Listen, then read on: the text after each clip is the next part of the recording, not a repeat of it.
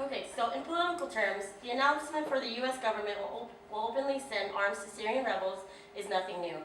For nearly 2 years, it has left this task to its more ambitious puppets, the Gulf monarchies and its junior imperialist allies in France and Britain. But U.S. government cash and weaponry has long been flowing into rebel hands, and now they have decided to cut out these intermediaries. So why now? The notion that the Syrian government has used chemical weapons and thus crossed Obama's red line is the explanation we hear from the White House.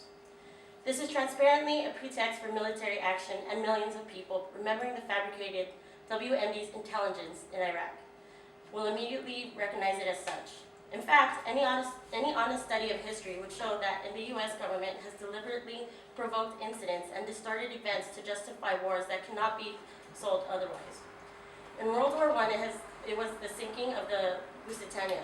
In Vietnam, it was the Gulf of Tonkin incident. There have been others since. The important thing is not the degree to which the intelligence is deliberately distorted in each case. The point is that the U.S. engages in military action for far more substantial and political reasons than they claim. The surface explanations offered, preventing massacres, protecting civilian life, containing weapons of mass destruction, always have a moral basis.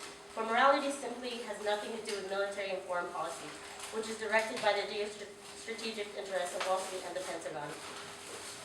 So again, to the extent there has been a shift in military policy now, what is the cause? It quite clearly is to prevent the defeat of the Free Syrian Army, recently defeated by Qatar by combined government and Hezbollah forces, and now generally in retreat. If the Syrian Arab Army is able to retake the economic center of Aleppo, which the rebels have admitted they hold with little popular support, the back of the rebellion may be broken. The coming negotiations between the two sides, hosted by the United States and Russia, will take place in a context in which the facts on the ground give all the leverage to the Assad government. Instead of a discussion about a transition government that would remove Assad from office, he could retain his office at least until the next year's elections, if not longer. This matters not because U.S. imperialism is unable to live with Assad in the abstract. It matters because they have declared his government illegitimate, announced he must go, and used intense economic, military, and diplomatic pressure to bring about regime change. A decisive defeat of the rebels would mean that Assad would have won, that one can fight the empire and survive. That indeed is a dangerous scenario, not for the workers of the United States, but for the empire itself.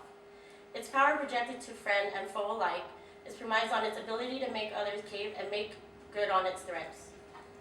A defeat of the U.S. regime change efforts in Syria would be a huge setback for their strategic offense against Iran, their main target looming in the background. It would confirm the viability of an Arab resistance axis and reaffirm Hezbollah as a major regional player. It would halt the momentum Western imperialism gained in Libya and then display its subsequent aggressions across Africa. On a global scale, it would further reveal the limits of the U.S. power and mark the decline of its unipolar system, while strengthening China and Russia. It would damage the Gulf monarchies, who have so far escaped the Arab Spring tumult, but who hoard so much of the region's wealth. While the Arab Spring has largely been contained and corralled by political forces who assume that Western power must be accommodated, not challenged, this would strengthen progressive Arab nationalist and anti-imperialist trends. The topplings of one of the last independent states in the area, by contrast, would all but assure U.S. in the region, and isolate Lebanese and Palestinian resistance forces. There is clearly a lot at stake in Syria. The U.S. ruling class understands this well, even if they have been divided on how best to intervene. Washington's military escalation follows their substantial political and economic investment in the struggle, and if the rebels continue to lose ground, the logic of escalation may lead to greater military intervention and a widening war. Such are the contours of the current battle.